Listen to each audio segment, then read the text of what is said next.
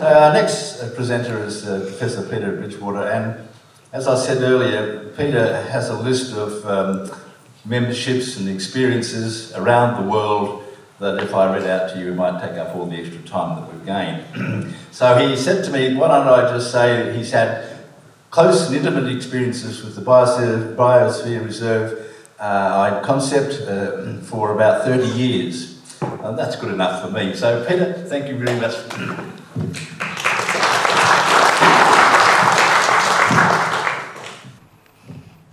Okay, thank you very much, Jeff, for the introduction. Gary, thank you very much for welcoming me and everybody to your country, and I pay my respects to you and your colleagues. I hope in my presentation I can touch on some things which will actually be of help and interest to First Nations people in this region. Anthony, that was also a really encouraging speech. If you were under constraint, I'd like to hear you when you're not under constraint. So, Jeff approached me some while ago and asked me some questions about the idea of a biosphere reserve for this area. And I have to confess, I was then, and I'm still not sure what this area actually is. In other words, where are the boundaries? And I suspect that each of you has a different mind map of where the boundaries of a biosphere reserve, whatever that may be, might actually lie. And so I'm going to try and go through some of the kind of procedures about what a biosphere reserve is, how you get to one. You'll hear from Dave Moore, with whom I've worked quite closely over the last few years to get Sunshine Coast over the line, the realities of how that happened, which is, I think, a really good opportunity to touch base. So I'm going to keep at slightly higher level, and Dave Moore will be telling you how it actually happened with them. Okay, so first of all, what are biosphere reserves? Well, they were established, so they're 50 years old. So I'd like to say they're older than me, but alas, I can't. They were established by UNESCO originally in 1972 under a program in UNESCO's science area, which was called in 1972 Man and the Biosphere Program. Today, we wouldn't be allowed to call it Man and the Biosphere. It would have to be something else. And right now, there's a very interesting semi-political discussion about what should the title of the program be, because it should not have man as the gender. Unfortunately, when you're in UNESCO, you are dealing with all the countries in the world. So you find that people in the UK and the US and Australia and New Zealand all say this program is an outrage, it must be renamed. And then you have the Arab states saying, yeah, but we don't have gender, there's no problem for us, and so on. So you can imagine the difficulties. But anyway, under the Man and Biosphere program, as it was and it still is, it was designed to recognize spaces on the planet where people and nature were basically striving for sustainability. Unfortunately, the word biosphere reserve, which was used at the time, also has some different connotations now. It suggests more a kind of lock-up and fence around and so on. That's not the idea at all, as you will see as I go through it. And so biosphere reserves are, as Jeff mentioned, over 700. We've got 738 biosphere reserves around the world now. A good portion of them are unfortunately, are in Europe, because Europe took the concept to heart very quickly, and it was actually matured in Europe a lot for the first 20 odd years. But since that time, the rest of the world has tried to catch up. The 738 are in 134 countries. They cover land areas, they cover land and sea areas, and they cover, in some cases, just sea areas. The issue of layers of government is really important. They are not about an administrative structure. They're actually nominated by national governments. So in this case, it would be the federal government that would make the nomination if that was the desire of the local community and the local government, and somewhere along the line the state would probably have to muddle in. But the critical thing to mention is that they remain under the sovereign jurisdiction of the countries in which they're situated.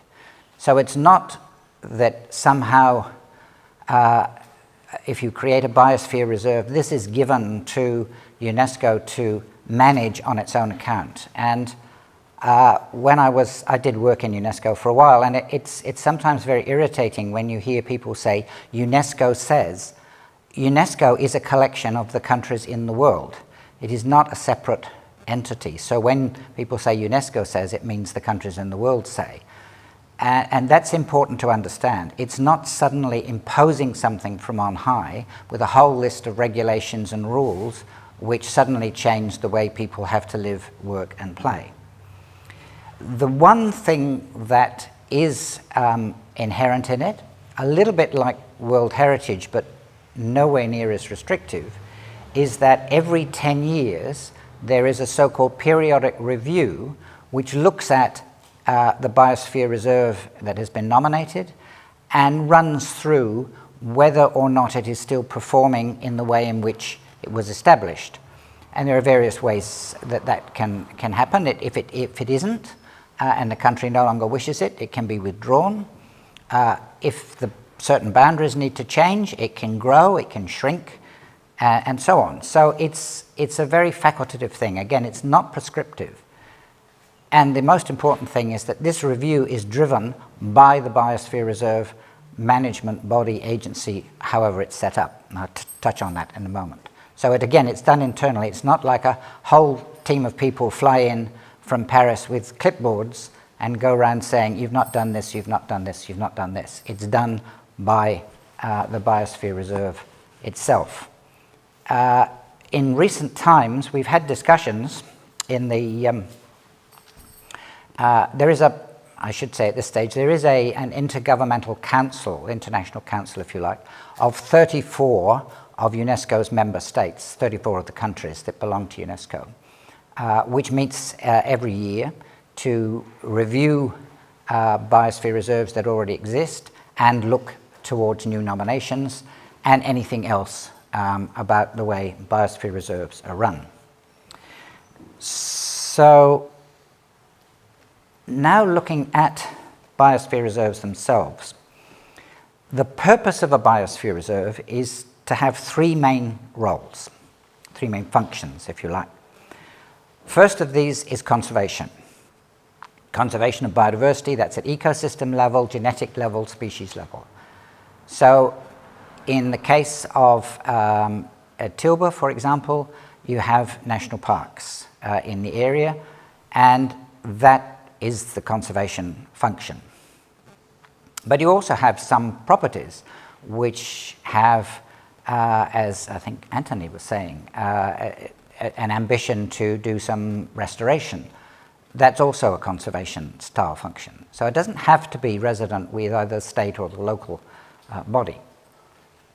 It's got what's called a development function, which means that in any biosphere reserve, it is not somewhere where nothing happens, everything is frozen. It's not. But development that goes on should be in a sustainable way and should be in tune with the environmental values and parameters of the area. So if we're talking about Tilburg, for example, already mentioned a couple of times, has been ecotourism. This is a kind of development that can happen building on, if you like, the conservation function. And then finally, there's a third function called logistics support, which is a fancy way of saying basically support for research, monitoring of the biodiversity and the general environmental values in the area. And that's partly because the program that originated this, the Man and the Biosphere program, also had a very strong research component at the time. It no longer does, but it did at the time. So it was bringing not only actual conservation, actual sustainable development, but also understanding how those processes were working and interacting. And of course, they do interact. So those roles then are conservation, which is in situ of semi-natural ecosystems and landscapes. demonstration areas for ecologically or socio-cultural sustainable use, and the logistic support for research and monitoring, education, etc. So the little picture there is a reserve in Japan, where you can see some university students are actually doing some logistic work, i.e. they're doing some research and monitoring in that particular waterway. So there's 3 functions. And how are those functions delivered? Well, they're delivered through what's called a zonation system. And the diagram that you can see on the screen at the moment has been named popularly or nicknamed popularly the fried egg diagram. And basically it shows a core area, which is the legally protected conservation area. And I emphasize that, legally protected conservation area. So again, that's a national park or a nature reserve, which has legal backing. The core area has to be surrounded by a buffer zone, and the buffer zone also can have quite high conservation values, but there's no necessary legal protection. And so that can include actions on private land for conservation, restoration, management of tree populations, etc., etc. And then the whole of the core and the buffer is situated in a wider area called the transition zone, which basically blends into the wider land or seascape. And you can adopt that scheme in a variety of ways. And what I'll do now is show you some examples of biosphere reserves and how that kind of fried egg pattern actually works in practice. So this one is the Western Cape Biosphere Reserve in South Africa. And there you're looking at the dark red areas of the conservation zone. The deep green areas are the buffer zone, and the light green area is transition. So you can see that the main roads in the little townships are in the transition zone. The buffer zone, it more or less encapsulates the core areas, except in one part where the buffer zone is actually in the sea. So this is an example which you might think about here in Tilba, where you are looking at not only the land, but how the land interacts with the sea. If you have the boundary, for example, here at the high water mark, that makes no sense whatsoever. It would be important to look at how the land-sea interface interacts. So you can see it's not just a fried egg, it's quite a complex system. And this is the case in nearly all biosphere reserves. Here is a completely different one. This is an island biosphere reserve, the island of El Hierro, which is the westernmost Canary island off the western coast of Africa. And there the green area, the green hatched area is the buffer zone. The deep red areas are core zones, and the white area is the transition zone. And you can see that the white area is where most of the little small settlements live, or people live in the small settlements. El Hierro is a very interesting concept as a biosphere reserve because, as you can see, it's the whole area, including some of the marine zone. And the red area at the bottom there, which you probably can't read, it says Reserva Marina, etc. That marine area was adjacent to the small fishing village. And when the Biosphere Reserve was declared or discussed and projected, the inhabitants, the fishers in the fishing village, which are quite separate from the other villages, which do basically lamb, sheep and goat raising, they were outraged that their prime fishing area was going to be a core zone which was going to be legally protected, because at the time it wasn't. And there was a lot of discussion and tears and so on. But in the end, the local council actually, shouldn't be giving Anthony idea, but the local council actually insisted that yes, this would be a core zone, and they would not be allowed to fish all year in it, but they would be allowed to fish at some point in the year. And so with much grumbling, this was adopted. And believe it or not, 10 years later, the fishers are the prime guardians of this core area, because it's the place where fish breed. So the fish stocks, which were actually in decline, as in so many places, have now recovered as a result of there being a biosphere reserve and the zonation principles being brought into play. So this is an example of what I'm trying to say is how you can create sustainable living using the biosphere reserve framework. You don't have to have a biosphere reserve framework to do that, but in this case it actually helps because it focuses the mind. One now from Australia. This is the Fitzgerald River Biosphere Reserve in Western Australia. It's our oldest or longest listed biosphere reserve, first listed in 1978 by UNESCO. And at that time it was just the Fitzgerald River National Park, which is essentially the orange bit you can see in the diagram. And that was really not a good example of how people and nature are working if you've just got the national park and its boundary.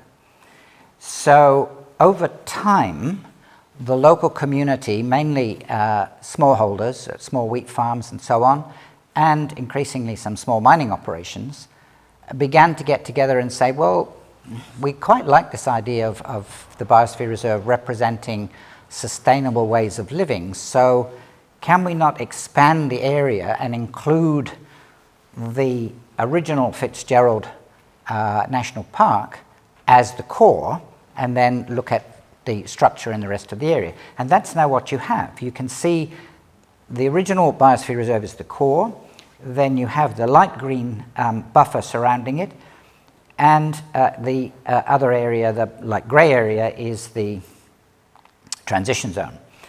The light green areas, you will notice, don't necessarily all surround core, because there is only one core. And that means that the buffer can actually be itself surrounded by transition. The idea there is that you've got land which is of conservation value, but not necessarily under legal protection. So things like corridors to connect different sites to allow wildlife to migrate, which aren't necessarily going to be legally protected, nonetheless are important. So that's where that comes from. And finally, Sunshine Coast, just to get you a bit of background before Dave Moore talks to you. This is, in my view now, Australia's best biosphere reserve and best zoned biosphere reserve. So there, the orange are the transition area, that's the urban areas.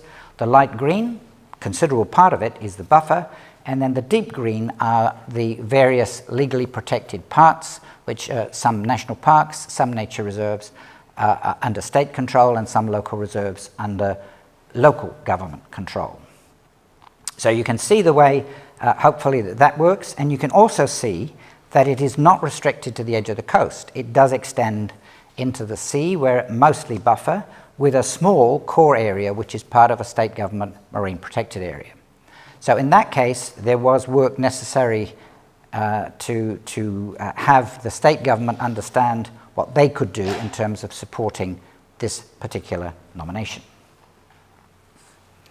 So, as I was saying, the core area is basically managed with the emphasis on conservation and the production of what, it's a bit controversial, increasingly controversial, though I don't really know why, ecosystem services. That is, the services that come from ecosystems that enable us as a species to survive and do well, but also, in fact, a whole range of other species to survive and do well.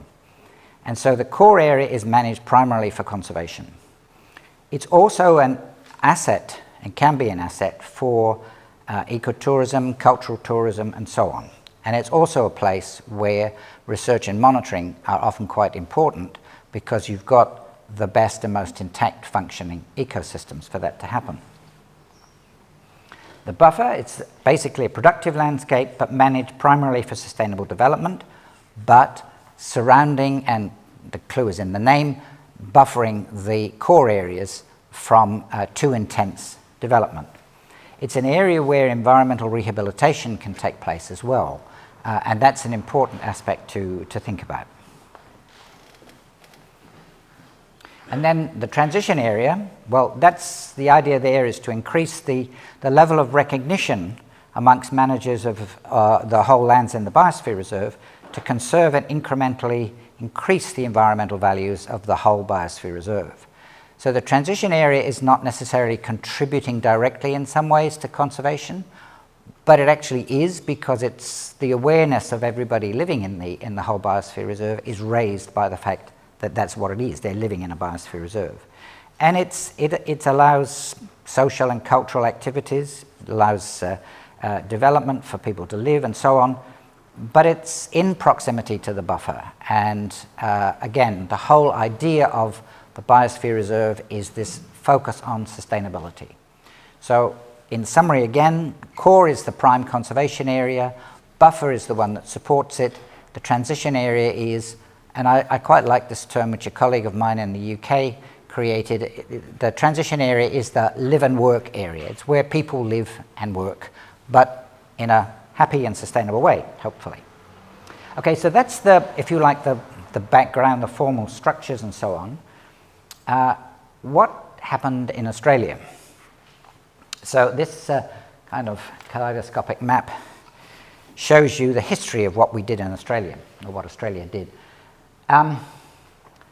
And it's dated, so Sunshine Coast is handwritten in there, I'm afraid. The purple are the biosphere reserves we have at the moment. So you've got Sunshine Coast, which is actually adjacent to Noosa, which is actually adjacent to Great Sandy Biosphere Reserve. So you've got 3 in Queensland. In Victoria, you've got Mornington Peninsula and Western Port Bay.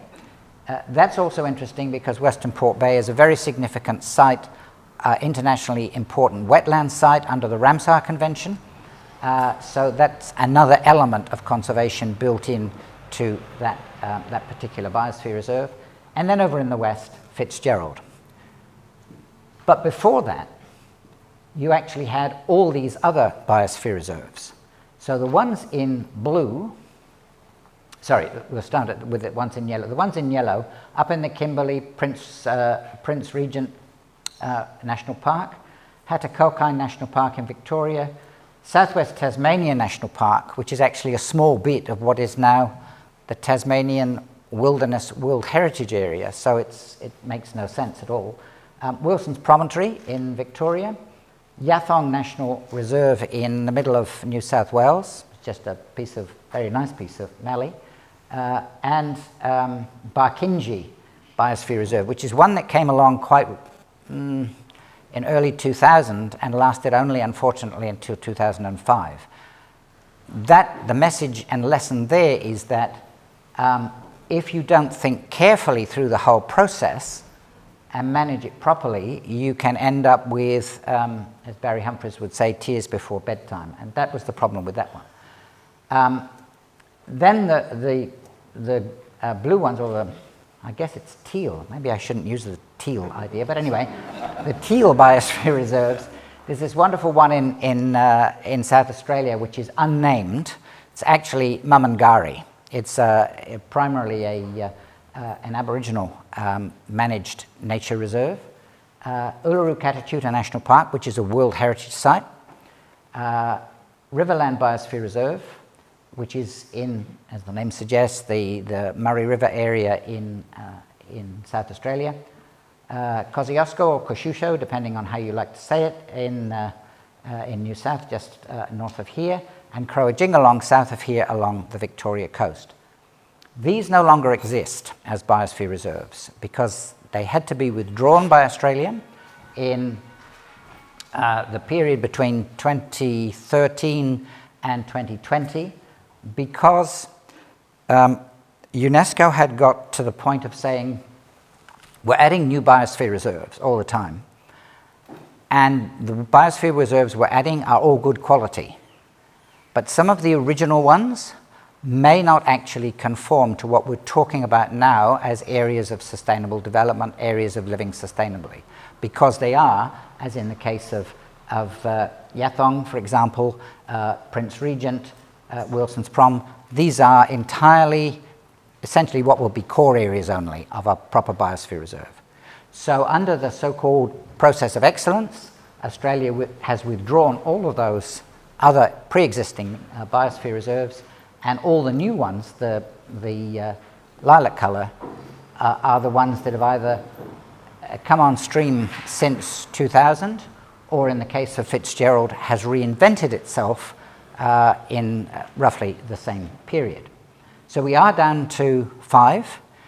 And that means that actually we're now in the process of thinking about how can we grow back our biosphere numbers so that we can actually build up again to a good total of 12, 13, 15. There's no reason why you can't have 30, 40 biosphere reserves. There's no limit on the number, but it's whether or not they fit the criteria. So that's that little bit of history out of the way. Now, just some other general remarks and topics which might help your conversations, because biosphere reserves are about conversations. They're looking, if you like, enable us to look obliquely at the global sustainability debate to produce new thinking. And so what conversations should we have in and about biosphere reserves? At government level, whether we're talking local, state or federal, the sustainable development debate has, I think, failed to engage and failed to deliver adequately. It's interesting that, and I'm not saying that because Anthony is in the audience, but it's interesting that at local government level, I think you have much better engagement with sustainable development, largely because it is a local issue. The state and federal governments are further away, both in actual distance and in thinking distance on this.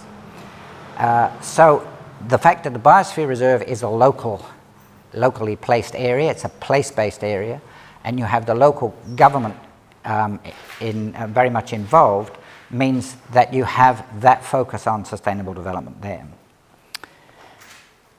If we look at what the Biosphere Reserves do, this is kind of a map of my mind, so I apologize for it. You can see the issue.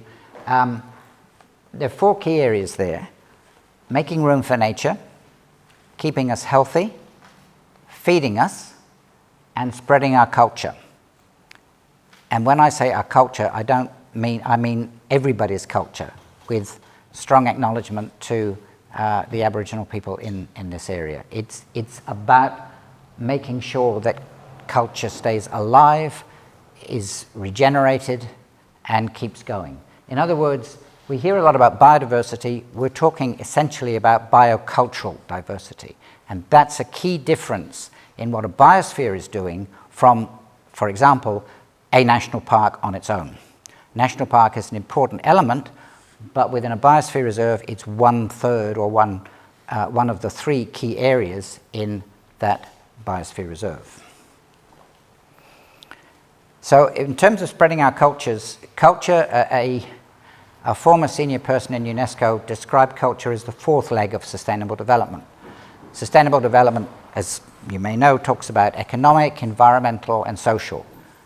The point he was trying to make was that actually culture and understanding culture is critical to ensuring sustainable development. And if we don't, we might have development, but it won't be sustainable.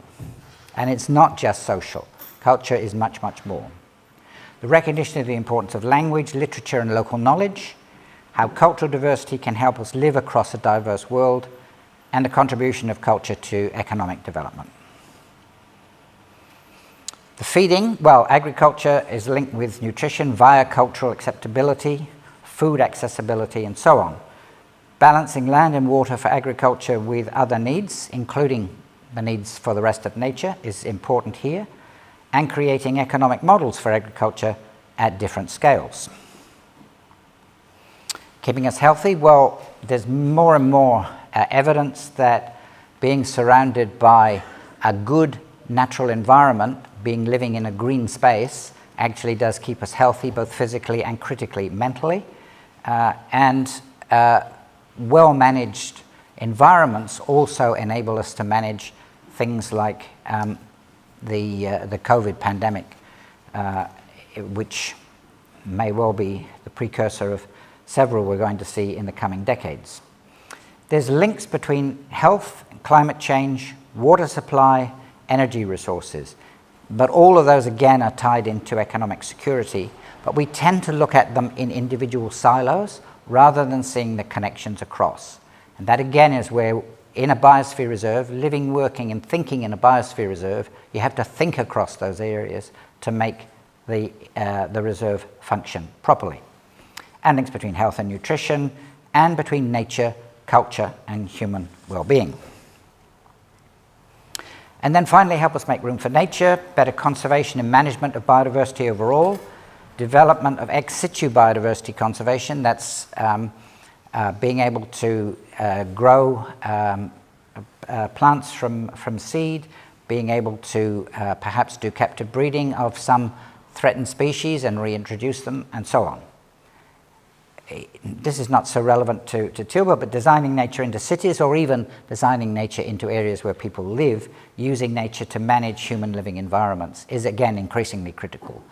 The world's major cities, if they don't make rapid improvements in their supporting biodiversity, under the conditions of climate change, they will become less and less livable. And then enhancing the delivery of ecosystem services, those key things that ecosystems deliver for us that allow us as a species to live well, but also allow other species and indeed other ecosystems to survive well. And so the ideal global outcome. The outcome should be a more energized and focused global approach to sustainable development. That's what Biosphere Reserve is all about. And so if Tilburg is thinking of one, you would be one element in that global jigsaw of sustainable development. The outcome should link to the UN and related global progress through the so-called sustainable development goals, which everybody has agreed to, including Australia, and an effective green economy. Should also reinforce achievements made under the conventions that were established in 2012 on biodiversity, on climate, and on combating desertification or the degradation of land. And finally, contribute to, in a real way, to better environmental futures through community engagement. Community has been mentioned several times. It is actually important. If you as a community want a biosphere reserve, that's great. If you don't want a biosphere reserve, and only a few do, and it's a push, and then you have disagreements, this is not great. You need to have good discussions, but you also need to be really engaged together if this is the way forward you want to go. And personally, I would obviously encourage you to do just that. So who benefits? Well, local communities. You will benefit as a local community in a whole series of different ways, as I've mentioned. Of course, scientists benefit as well. Ministers and government decision makers can actually also benefit by having this more integrated approach and structure to not just having conservation over there and something else over there, but actually all in one package. And business. Business doesn't seem to sit with all of this, but actually it does. A biosphere reserve that I had something to do with where the whole of the Isle of Man, which is an island in the Irish Sea, it nominated itself as a biosphere reserve, and its biggest supporters are now business. The businesses on the Isle of Man, which are not in any sense environmentally focused, some might say they shouldn't even exist, but anyway they do, are actually very, very supportive in terms of actually campaigning for aspects of the biosphere reserve, and even giving their staff 2 to 3 days a year to actually undertake tasks in parts of the biosphere reserve, like the core zones, where the local government structure doesn't have enough staff resources to do it properly. So there are all kinds of ways in which business can be involved and should be involved. So they provide that working tool for land and water management in the wider land and seascape. You can link up corridors through a mosaic of link up protected areas through better designed corridors. Brazil's, believe it or not, an excellent example of this. And allow holistic planning of urban areas and their hinterlands. So there is a biosphere reserve called the Aganarai in Morocco, which starts at the sea. It's got the city of Agadir, which is a city of over 2 million people, and it moves into the hinterland where the largest area in the world of a tree called the argan tree grows. I haven't got time to explain all of that, but the point is that you there have something which doesn't kind of fit with people's ideas, that you have a big city as in the transition zone extending back into the core areas. So it is about making sure you've got all those elements of the landscape that have to work together, working together. And here's a picture of some land carers in the Fitzgerald talking about what can they do, how can they do it, how can they improve what they're doing as part of the management of the buffer area in that reserve. And there are some exciting developments there where the Noongar people have become more involved in the process, and there have been really good structured conversations about how that can happen. And that's, and again, another important way of ensuring that conservation conversations actually occur across different elements of community and bring community together as a whole to drive the ultimate aim of sustainable living. Well, sorry, I can give it back. So all of that's very well. Of course, it does need to have a good governance model. Governance, not government. So governance is, how do you actually manage all of this? Suppose you went for a biosphere reserve, what would need to happen? How would it work? Well, here's the example of, whoops, got the wrong way. Here's the example of the Isle of Man, where there you have a unitary government, something wonderful and so on. The Chief Minister is the chair of the management body of the Biosphere Reserve. Tynwald is the name of the Parliament. Obviously, he reports to that. Parliament has, like so many parliaments, a committee structure. There's an Environment and Infrastructure Committee. They all feed into the Biosphere Reserve Steering Committee. And there are a series of elements under that. Partnership is with business. There's a project officer specifically managing the Biosphere Reserve in a general way. There are a range of ad hoc stakeholder groups. And then there's an organisation called EcoVanin, which is the non-government nature conservation focused body, which looks to help deliver nature conservation in a non-government sense. It doesn't have to be like that, but that's one example of where you can have that kind of structure. You do need something like that if you're going to have a biosphere reserve. And Dave Moore, if you want to ask him questions, can explain what they've done in Sunshine Coast. It's very similar. It's very light touch. Sometimes means that it doesn't work, but light touch should actually work if you do it properly. So, just very quickly to finish, how do biosphere reserves get nominated? If you take year 0, at the meeting in June of the International Intergovernmental Coordinating Council in Paris, that is when biosphere reserves are accepted. Before that, there's an acceptance process where by September the 30th in year -1, the nomination has to go through to Paris. So it goes through in September, goes through various internal processes, vetting processes, etc., and then to the Council for approval in June. Before that, of course, though, before it leaves Australia, there are discussions with the National Commission for UNESCO. There should be. That's actually dysfunctional at the moment, although I didn't say that. It's not a current government priority, but hopefully Penny Wong will get round to it. She does have other things at the moment. The National MAB Committee, which does exist, which is representatives of the existing biosphere reserves, which meet regularly and talk with each other, and the Minister in the Department of Climate Change, Energy, Environment and Water. That means, though, that any submission must be submitted to that body, that department, by June 30th of year -1. So it's basically is a whole year before when you submit it that it's likely to be approved. That's just to give you an idea of the time. But if you want to do it properly, there is no rush, because it's just trying to build together something you're already doing. How to do it? My suggestions are you develop a map.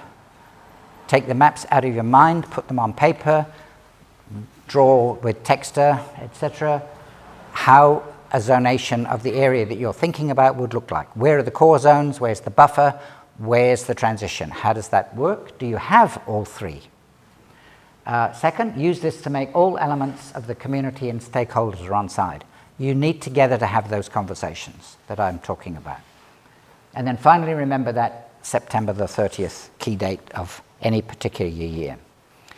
And one more date that's important. November the 3rd is the International Day of Biosphere Reserves. You may not have heard of this, And there's a good reason, because it's the first one this year. First International Day, November the 3rd. It's a good announcement of good day for an early announcement of intent. Perhaps, maybe the council will be interested. Probably interesting as well. So here's a picture of one of my favourite non-Australian biosphere reserves. It's a place called Clayoquot Sound in the western coast of Canada. It's a biosphere reserve which is largely run by and was designed by the First Nations people in that area, together with, believe it or not, forestry companies.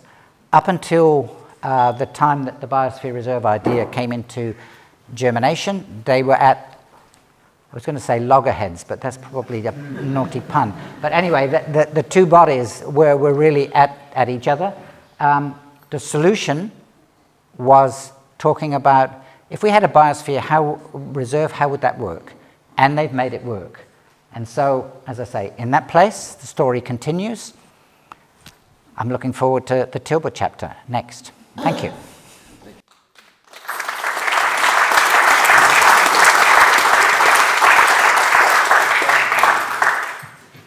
Thank you very much, Peter. What a lucid discussion that was. But don't move, because now's the time for you guys to ask questions or cast your ideas about. Yes, first up. Hi, my name is Martin Blue. Biosphere Reserve, what are the things that could preclude you from becoming that? So, for instance, the Isle of Man, they must have considered, for a week or so, they close all the roads for motorways. Here we have logging of forests. Are there certain things that you can't? Okay, so yeah, that's a very valid question. The TT race. Oh, sorry. In case people didn't hear, I'll summarise it. Are there things that would preclude it being a biosphere reserve? And the example given was in the Isle of Man, you have the TT race. Luckily, it doesn't close all the roads, so it is possible to escape. But one of the things that it's actually done is create a situation where, although they have these dreadful races and untold carnage every year, it's actually also induced a green TT, where electric-powered motorcycles are being developed, trialled and run. So there's an example of how a biosphere reserve can actually improve something that might not seem to be that environmental. But there is nothing that you can't include in a biosphere reserve, as long as it can be demonstrated that it is in some way contributing to overall sustainable development. Now, I understand the logging issue here. Well, I don't understand the logging issue here, to be honest, but I know that there are strong debates about it. And so you could have strong debates about various things. But you don't necessarily need to say, we won't do that anymore. But if there is sufficient view that actually there shouldn't be logging either at all or at the rate at which it is, whatever, some other variable, then again, the idea and the framework imposed by the biosphere, imposed is not the right word, the idea of the Biosphere Reserve and the framework which it offers allow those discussions to take place in perhaps a more civilized way than just there shouldn't be or there should be, this kind of thing. Does that help? Yeah, thank you. I'm wondering, you've had a lot of experience in these biosphere reserves. Can you say that they have reduced the biodiversity loss in any way have they actually stopped it or reduced it slightly? Okay, so the question was, thank you for the easy question. The question was, have biosphere reserves actually reduced biodiversity loss? The answer is, I think it would be very difficult to say they have or they haven't. The idea of reducing biodiversity loss is supposedly a target for all governments. There is no evidence that this has yet happened over the last 30 years, and it's a really messy situation. What I would say, though, is that the fact that you're getting continuous nomination of biosphere reserves, particularly from parts of the world that have not previously had them. So in the last council meeting, there were 11 new biosphere reserves accepted, but 3 new countries were added to the list of countries which have biosphere reserves. So in other words, the message is not, but the fact it's 50 years old doesn't mean the program is senescent. It's actually about to, I think, get a new renaissance, if you like. And part of that is, can you use that structure to try and minimize? If you ask my personal opinion, we're not going to stop biodiversity loss. It's just impossible. But we can minimize it, and there are ways of actually ameliorating it by doing different things, but that's a topic for another discussion. Biosphere reserves can actually help in that situation, and so there is a kind of informal agreement between the UNESCO Biosphere Reserve team that look after the nomination process and the Convention on Biological Diversity, which is the convention that all countries of the world except the US have signed up to try and reduce the rate of loss of biodiversity. So there's actually conversations going on about how can we contribute to that process. It seems like the bar that you've set is quite low, you know. For example, sustainable, so we can keep it going, maintain, conserve. How about, you know, the words enhance and regenerate, and set the bar a little bit higher, because even how can we reduce the loss of habitat loss or species loss and all the rest of it? And yeah, I think the bar's been set quite low, especially when you put in words like sustainable development, and then with assumptions like, oh, that's a national park, so it's protected. Well, it's not. 60% of national park went up in smoke in New South Wales in the last big fire we had a few years ago. You know, and without management of those parks, which could include thinning, which should, in my opinion, include thinning and better management rather than just locking it up. So, yeah, I just feel that the bar's set a bit low with words like sustainable, conserve, maintain, minimise. Yeah, okay.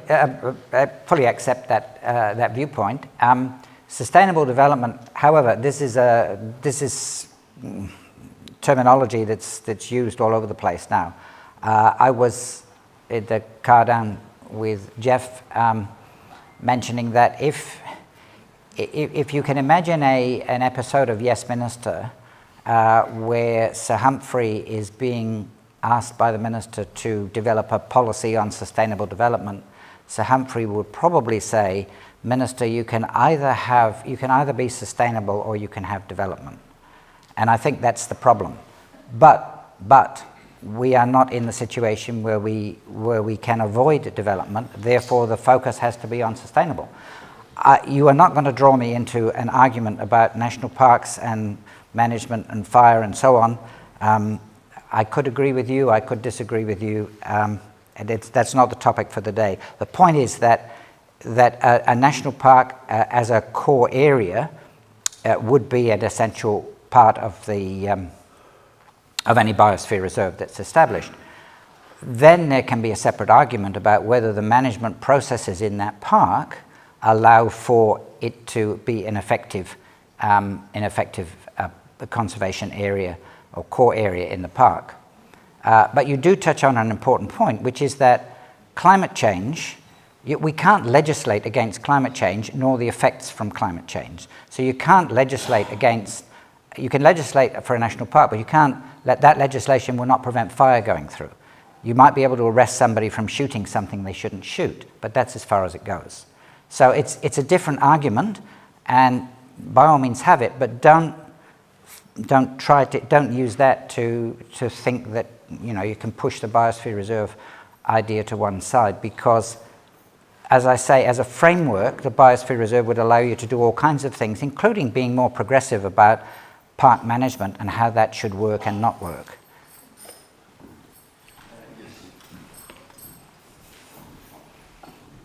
I'm going to add on to what Nick just said as well. When we look in our area, we've got a couple of examples of sustainable development, and what they look like is Montague Island, and the other one that I can think of off the top of my head is the Benmore National Park, which has just been renamed, and I've escaped from the final. Thank you. Be a one national park. Thank you very much. And so largely those national parks are locked up, unless of course you want to spend $2,000 a night to stay there. So when we're talking about this, we're talking about business in the area, that doesn't seem sustainable to me. We're looking at places in Victoria at the moment where you can't get off the path. I was horrified going to Montague Island myself just recently. You are met at the boat. You must not set foot off this path. But if I want to spend $2,000 a night to stay there, I can go wherever I want because nobody else is there. Just do whatever I want. They've quite plainly said that to me. So when we look at these biosphere reserves and we're talking about having economic business developments, these seem to be inside of those locked up parks where we used to be able to enjoy those quite freely and regularly with respect, looking after everything environment. Generations and generations here have done that. My other question is, from a statutory position, it comes all under the state, doesn't it? It's a state government. The state government is ideally the statutory body. For Biosphere, when I was on UNESCO, they stated that the statutory framework is going to be managed by your state government. no. So, so let me try and answer the. Sure. So there's a long question about sustainable development, which is actually quite difficult to answer. Yeah, I mean, I have no idea what, you know, if you have to pay $2,000 to stay in Ben Boyd or Montague Island, that sounds a bit curious to me. But that's an issue that belongs to the state government and national parks, and there are surely plenty of issues around that. If you say where is the level of responsibility, the state government's responsibility is for the lands on which they have responsibility, if you like. So national parks are under state.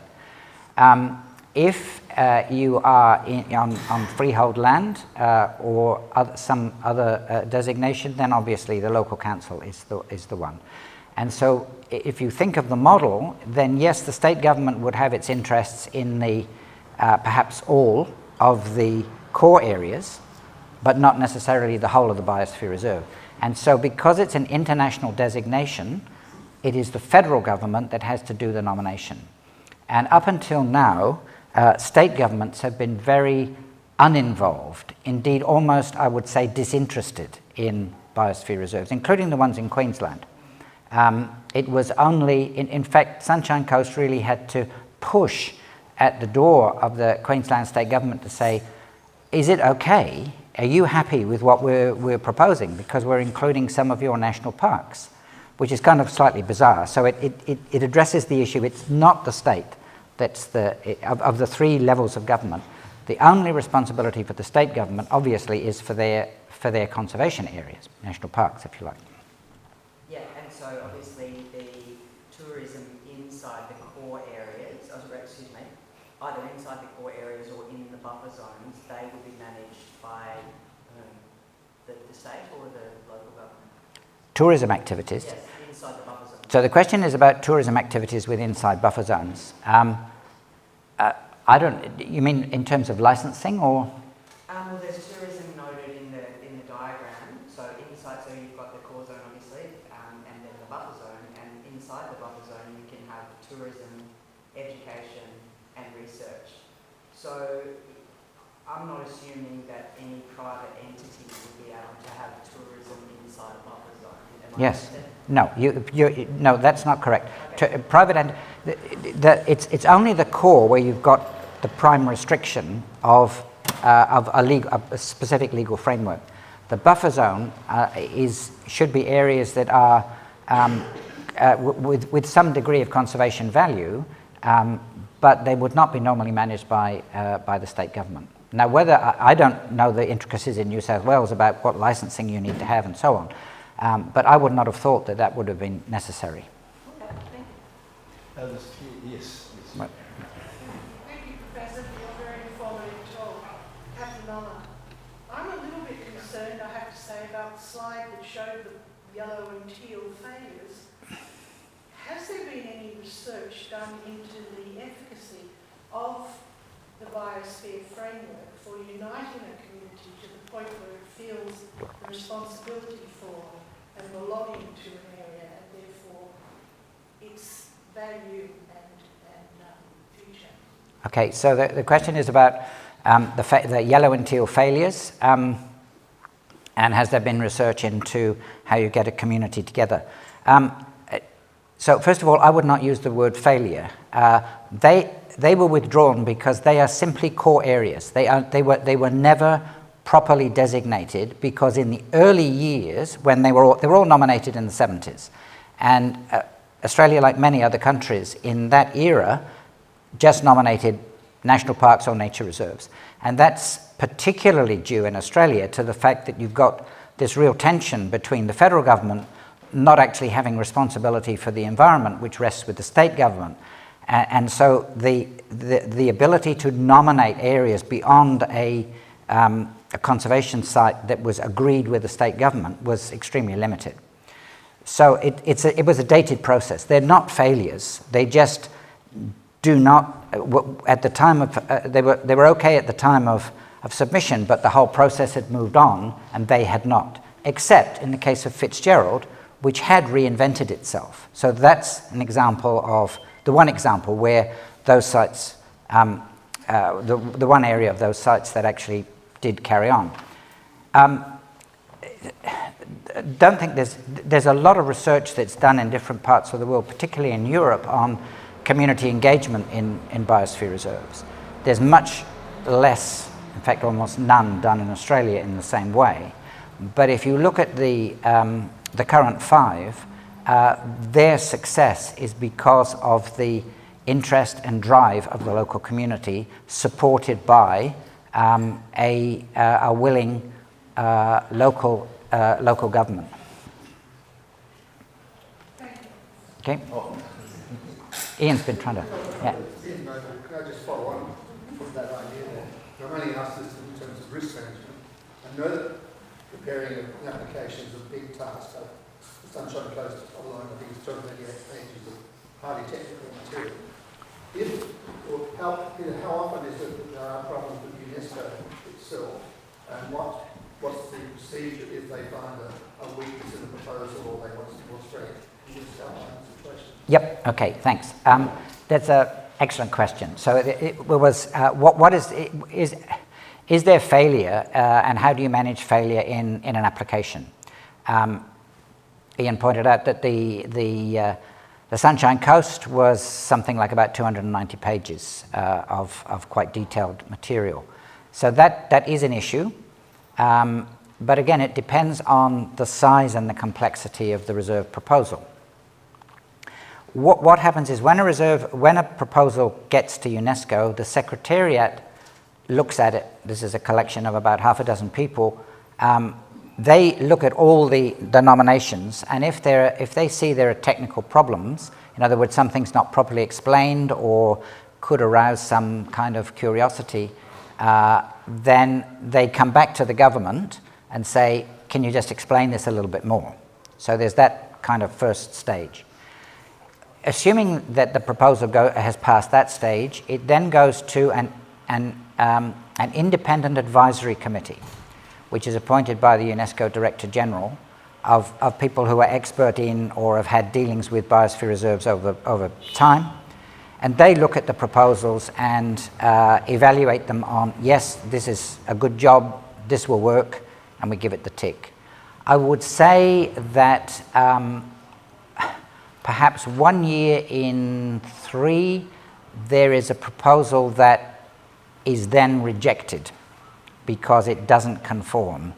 And mostly these are still proposals that are going back to the old 1970s idea of just having a national park and sticking the label Biosphere Reserve on top of it. That does not work. And so there have been examples for example, from Russia, where they tried to do this. And it was rejected. No, where are the people in this? If the Biosphere Reserve is not about people and nature, then it does not pass muster. So does that? Yeah. Sean Burke.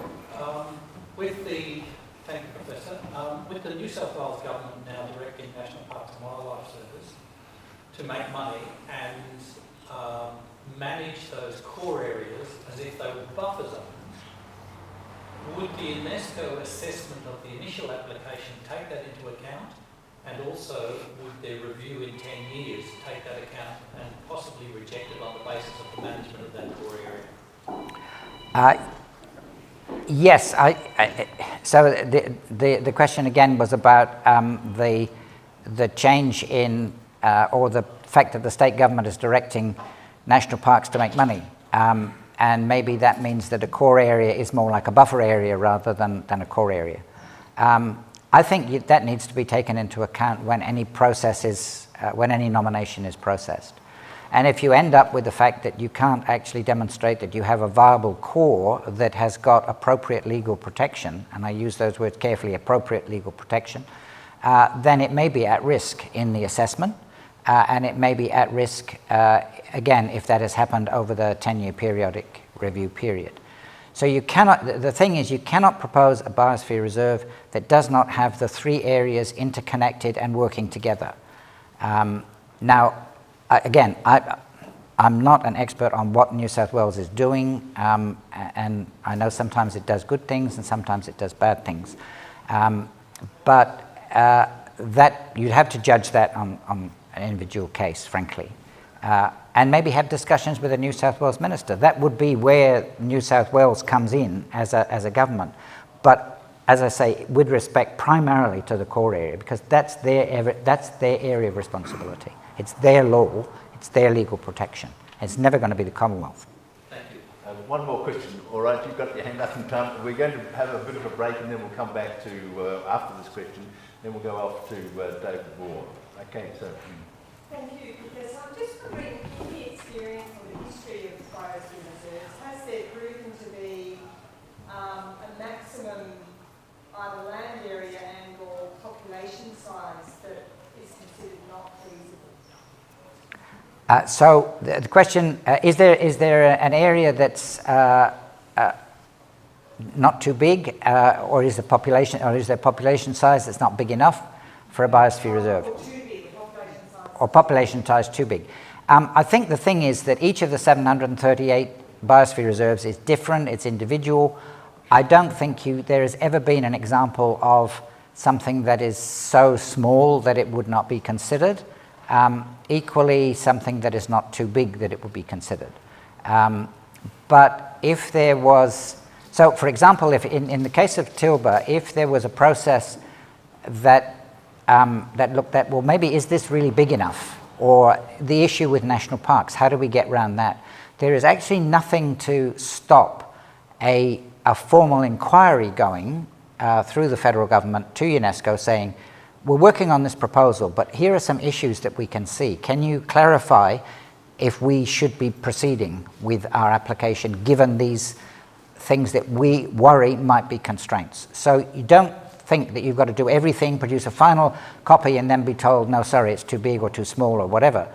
You can seek advice along the way if that is, if that occurs to you as something that needs to happen. Well, look, I think we'll just stop there for a moment. I know that there's other questions there. Peter, thank you very much. Would you join me? Thank you.